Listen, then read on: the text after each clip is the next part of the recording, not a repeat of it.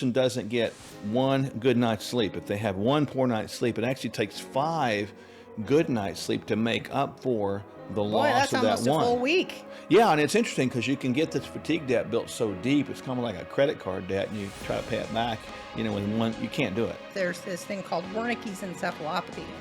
What is that? Say it one more time. Wernicke's encephalopathy, where these little tiny mammillary bodies inside the brain become atrophied, if you will, and people start having balance problems, they run into things, and then eventually they start having problems with memory loss or types of dementia. I don't know how many of you have ever seen the old classic Christmas story, It's a Wonderful Life, right? But in that movie, there was a run on the banks, right? And it's like, oh my word, nobody had any cash. Well, this actually is happening in real life, and it won't be a wonderful life, right?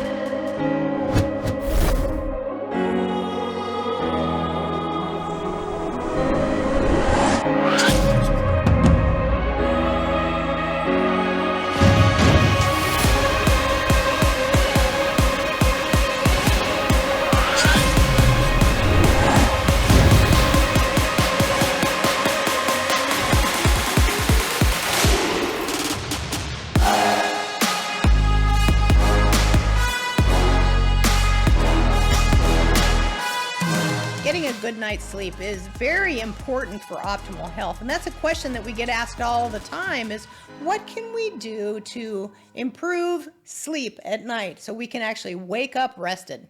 Yeah, and interestingly enough, about 75% of all doctor's visits have fatigue as one of the complaints. So obviously, we're not getting good sleep. Remember, this is like a few years back, we developed this term called fatigue debt. Remember that? I do remember interesting, that. if a person doesn't get one good night's sleep, if they have one poor night's sleep, it actually takes 5 good nights sleep to make up for the Boy, loss that's of that almost a one. full week. Yeah, and it's interesting because you can get this fatigue debt built so deep, it's kind of like a credit card debt, and you try to pay it back, in one, you can't do it. It's a negative. So people chronically are fatigued because of a lack of sleep, and of course that can get into your day and make you stressed and angry and edgy.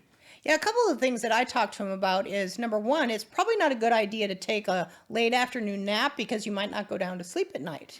Yeah. And then number two would be, make sure that you get on a regular sleep schedule. It might be hard to put yourself down regularly at 9 o'clock because you want to stay up and watch the last of the series of TV series that you're finally trying to get caught up with. Yeah. But that's not conducive for getting a good night's sleep. Well, it's not. I mean, even here in the studio, there's lights everywhere, right? So, obviously this is daytime, so it wouldn't be unusual to have lights. But the idea behind this is what disturbs sleep is this ambient light that's around at a time where it's supposed to be dark. And so we have a bunch of white lights, bright lights. The white and the blue lights emit like the computer screen, a temperature sort of directionally on our eyeballs at 5,500 Kelvin. Oh boy, that's hot. That's hot, but compare it to the noonday sun, 3,500 degrees Kelvin. So the white lights on our eyes, so actually, it causes cortisol to go up when melatonin is supposed to be building, and so that whole disturbs your sleep. And then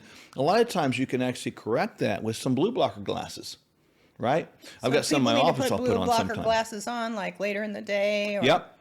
when they get home at night. You can, and I put them on one day, and it looks like Bono or something like that, putting them on. No, but the bottom line is they actually do cause that yellow tint, and so night lights around the house, yellow or red, not white, because when you get up in the middle of the night, to go to the bathroom or something like it, because it's disturb the sleep. Yeah, so developing a nighttime routine is a good thing. When you come home at night, start turning the noise down, maybe turn the TV down after 6 o'clock or the music down, start turning the lights down, or maybe have a softer lighting in the house. If you have those glasses, you might put those glasses on if you're watching TV. It's just At least you look cool. You're starting to sanitize getting ready for bed and getting your mind settled down so that the proper hormones are produced at the proper times when you put your pillow down on the pillow at night. Yeah, and really, people need to know you're supposed to be really getting about 4 sleep cycles completed per night, and they take about an hour and a half to complete, and then about a 15 to 30 minute transition between the ones. So that's where experts get to like 7.5 to 8 hours, right? But the bottom line is, if we don't get that, we're going to be perpetually in a state of fatigue. And we take a lot of things to help us sleep. Talk about some of the things you take.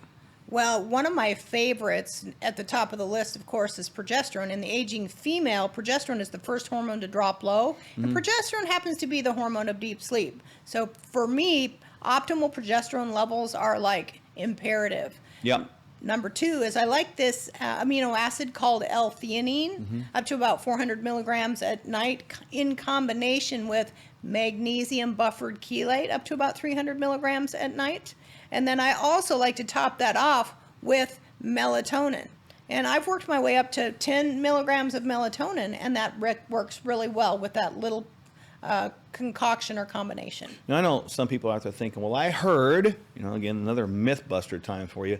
I heard that if you take melatonin that you would shut off your own production. Well, guess what? Not true. The pineal gland, actually, the little third eye back here, produces melatonin pretty well until we're about 35, 40 years old, and then it just goes off the deep end. So actually taking melatonin as you age becomes more protective, more antioxidant, more anti-inflammatory, and more anti-carcinogenic. Pretty cool. So, I'll take probably somewhere around the, 25, 30 milligrams of melatonin because I'm not one that needs progesterone. Men don't need to take that. It becomes inflammatory if we take too much. And I like L-theanine. I also like another amino acid called glycine. If you take a couple grams of glycine powder, that can help deepen sleep. There are other products out there, the full spectrum hemps. Those actually with CBD, the cannabidiols, those can help you sleep as well and relax. There's some people out there that take, the full-fledged, cannabis that has THC in it, and that can help as well. I've also noticed that for me, not eating late, like not after 6 o'clock, so that my Bingo. stomach isn't really full and heavy when I lay down to go to sleep, that's also very effective for getting a good night's sleep. The room temperature can also be a very important thing. We keep our room temperature at about 65 degrees, Yep. sometimes even cooler, depending upon the heat of what the noonday sun has brought over the household. That's really important because a lot of people complain about being hot. If you turn the thing down a little bit, in the 60s, that's where it's supposed to be, you're actually going to sleep better. That's where optimum sleep is. And it's very difficult to sleep if you're hot, you're sweating, and everybody knows that. I think that, it's important that people start putting some effort with intentionality into this sleep hygiene process we're talking about. Yes, I've also really come to know, especially past the 50-yard dash line, that drinking caffeine late in the day is not a really good idea. If you're born with a slow metabolic system on metabolizing caffeine anyway, and then past that 50-yard dash line, meaning over 50 years old, oftentimes we become a little bit more sensitive to caffeine, and it's still hanging around. That mid-afternoon cup of coffee can still be hanging around late in the day. She's really in her 40s. She just kind of gave you guys some encouragement right there. So avoiding that caffeine later in the day is essential.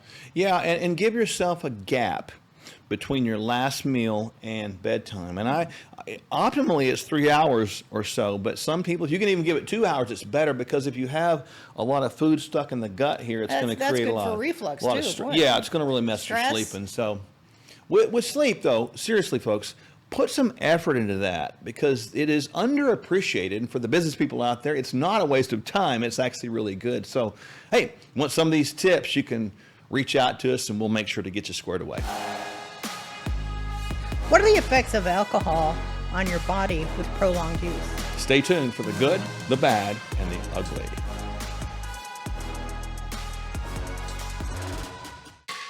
I could use your assistance. Okay, Jesus. Huh? My name is Jesus. Sure.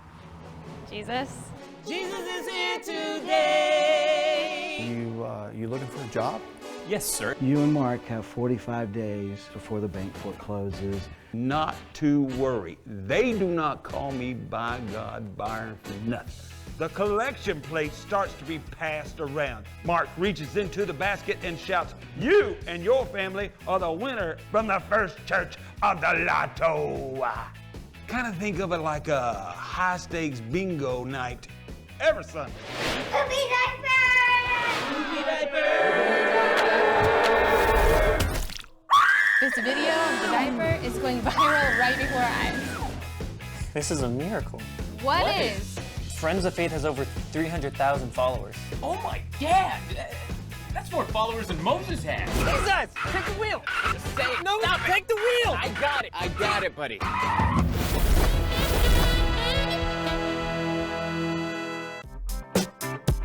And when you navigate through these economies with people, here's what happens. We want to hold their hand through it, let them know when it's time to buy, sell, reallocate, get out of Dodge. Because a lot of times when you're struck with fear does two things. Number one, it can paralyze, and people just put their head in the sand and say, I'm just going to forget about it and hopefully it gets better. Or it causes you to make a wrong decision. And this is why we are here, is to help people navigate through the political quagmire nonsense that's going on, the economic malaise, and the absolute collapse that we're seeing. And when our freedoms are eroding, our political freedoms, our economic freedoms, our personal freedoms, our religious freedoms, our health freedoms, they're all tied together. But you know what doesn't need to erode with that? Our finances. KirkElliottPhD.com/Sherwood. Let's shine the spotlight on one of our star supplements. The human body can make most of the types of fats it needs from other fats or raw materials, but not omega-3 fatty acids, also called omega-3 fats or N3 fats. These are essential fats that the body must get from food. Biomega 1000 provides a potent dose of omega-3 essential fatty acids sourced from a strategically placed fishing facility in the far South Pacific Ocean off the coast of Chile. Each capsule delivers an impressive 1,000 milligrams of EPA and DHA, and the capsules also contain vitamin E. See the link below for a special offer, and remember, don't be fooled by cheap online knockoffs.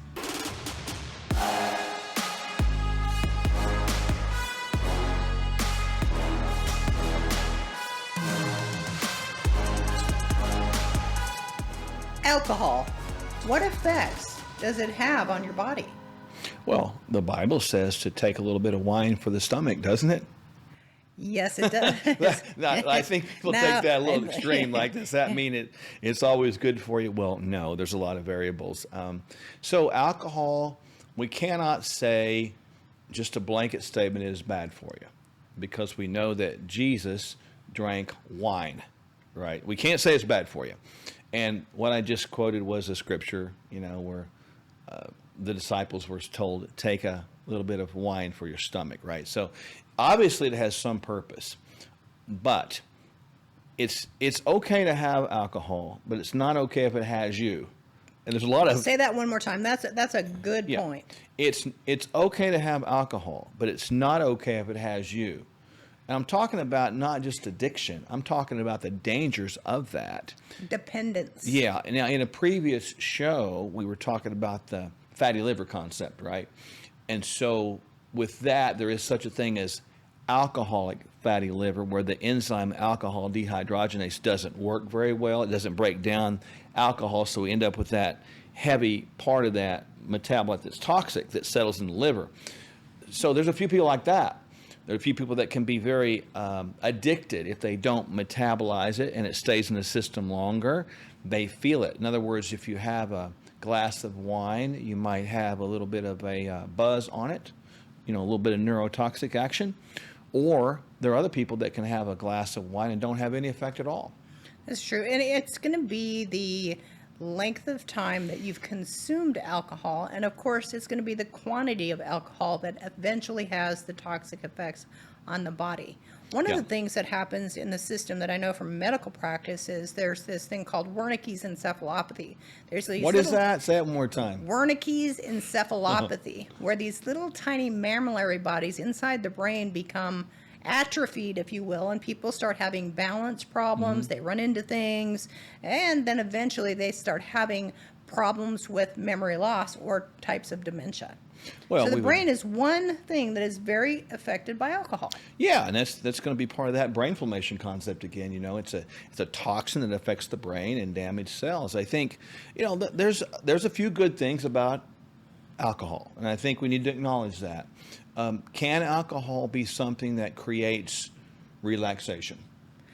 It can in the moment, but once that effect wears off, there's going to be a rebound effect and the heart rate goes up. There's going to be that rebound tachycardia, and it can even awaken someone from sleep. Somebody who's on alcohol long term, the effect on the cardiovascular system, it can create this thing called beriberi, or a dilated cardiomyopathy. It can really affect the structure of the heart. Yeah, a lot of people drink it to relax. You talked about, how that can be sort of the devil's advocate position right there. Now, there is a well-known diet that promotes the use of alcohol. It's called the Mediterranean diet. But here's the caveat with that. There's some studies that indicate that the polyphenols, or the plant ingredients within the alcohol, the grapes per se, can help elevate HDL, which is the good cholesterol or protective cholesterol.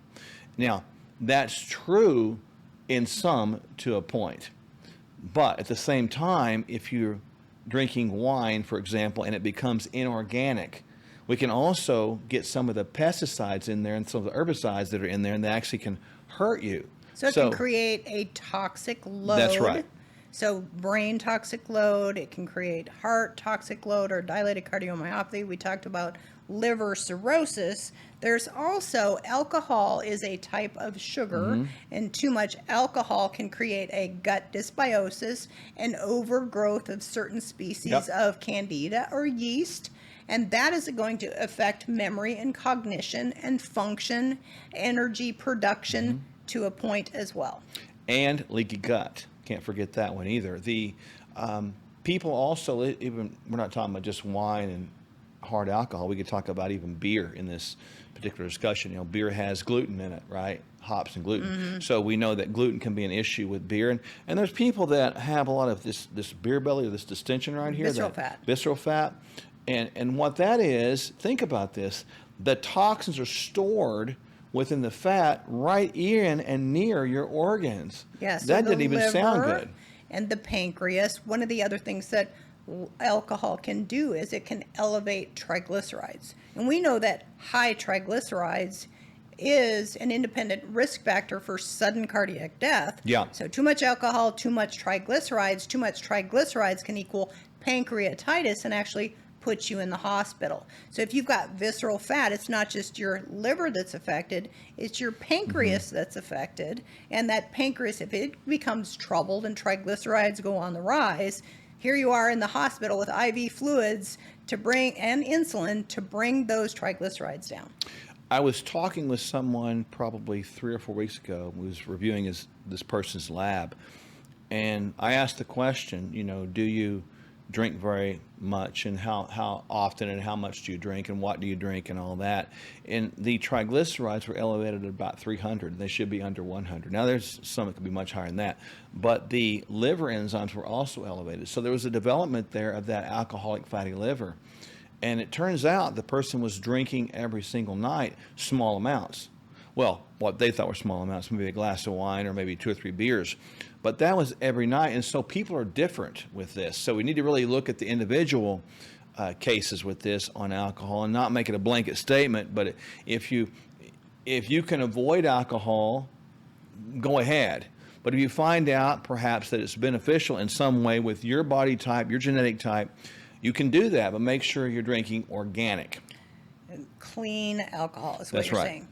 Because if you don't, right, again, a lot of the alcoholic industry today is done with inorganic preparation and production method, which puts a whole load of toxins in there, and that becomes a huge problem with people. So we are not saying that alcohol is bad. Far from that. We're saying there could be some small benefit, true. But overall, there's probably more detriment holistically with alcohol than there is benefit. So choose your poison/drink very wisely. Up next, our financial guru, Kirk Elliott, gives us advice on what you need to know at this time in history. Hey friends, you already know the answer to this, but we'll ask you anyway. If you stay away from your favorite junk food for a month and then go back to supersizing it, will your health improve? Well, that's the thing about change. To change, we have to be as consistent as possible. And when we go back to an old habit, it's not the end of the world. We just get back at the new habit. Before you know it, real transformation is evident to you and others. That's why we offer a bunch of helpful bonuses when you subscribe to Kingdom Fuel. Kingdom Fuel is our complete nutritional meal shake. It's the simple start to a transformed life, and we'll auto ship every month so you don't run out. You'll receive 2 free shaker cups, free access to our video courses, and a monthly call with us filled with practical inspiration. Just see the link below or on your screen and subscribe today.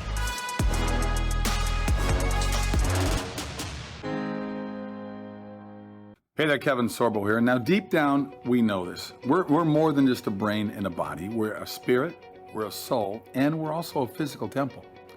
If you hit the wall when you're trying to improve one aspect of your being, it's probably because, well, other aspects are sabotaging our success.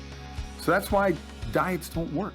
And frankly, why so much conventional wisdom from our so-called medical establishments falls flat.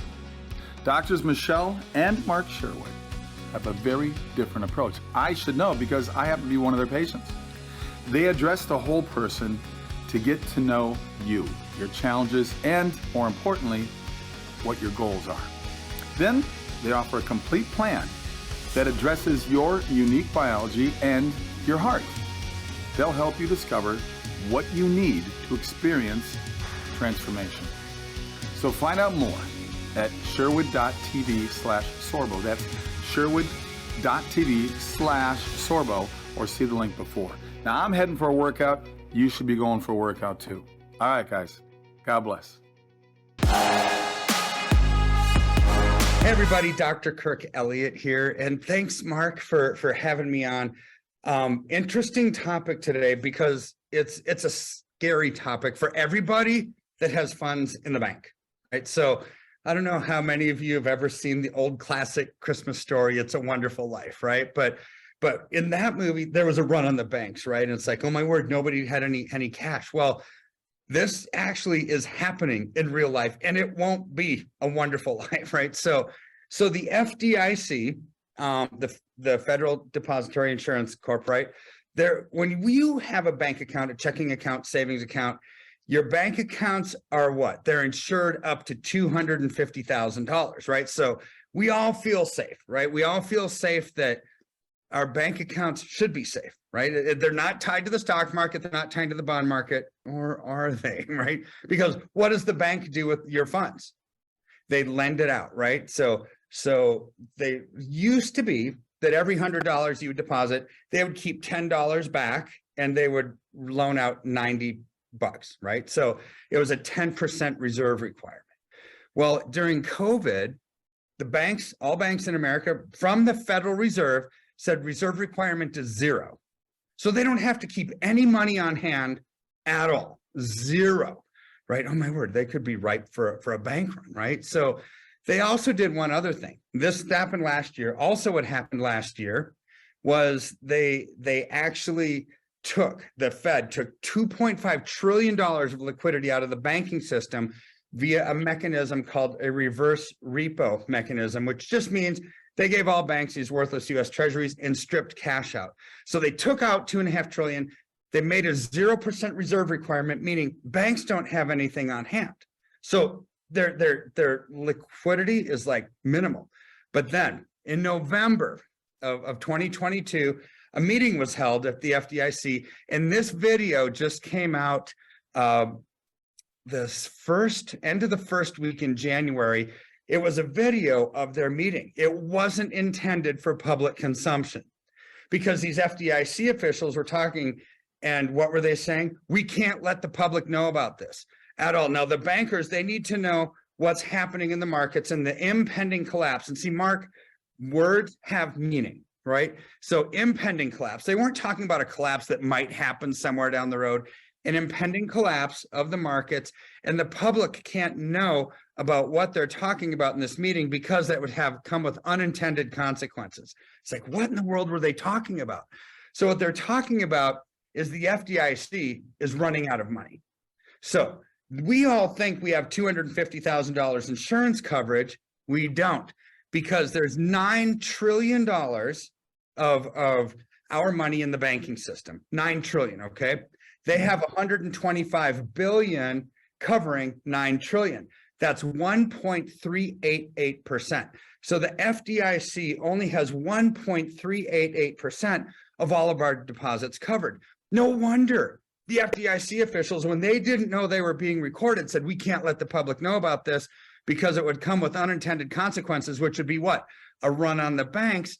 And how much money do banks have? 0% reserve requirement. And they stripped 2.5 trillion out. So this is where, what do we do? I mean, seriously, what do we do when our banks aren't even safe? And you and I have spoken in the past, Mark, about stock market collapse, bond market collapse, and a lot of times people just put their money in the banks when they want it safe and they just want to sit on the sideline. That's not even a good option now, right? With the banking system in complete shambles, no liquidity, and now FDIC, the insurance coverage is so underfunded, they only cover 1.388%. So what do? What you and I have been talking about for months now. Go into tangible assets like gold and silver. It's your safe haven. It's the flight for quality that we all need in times like this. Because here's the growth that we've seen. Asset protection first and foremost. We need to protect everything we've worked so hard to accumulate. Silver and gold are the safest assets in the planet because they're things, and things go up with inflation. But over the last 13 weeks, silver's up almost 40%.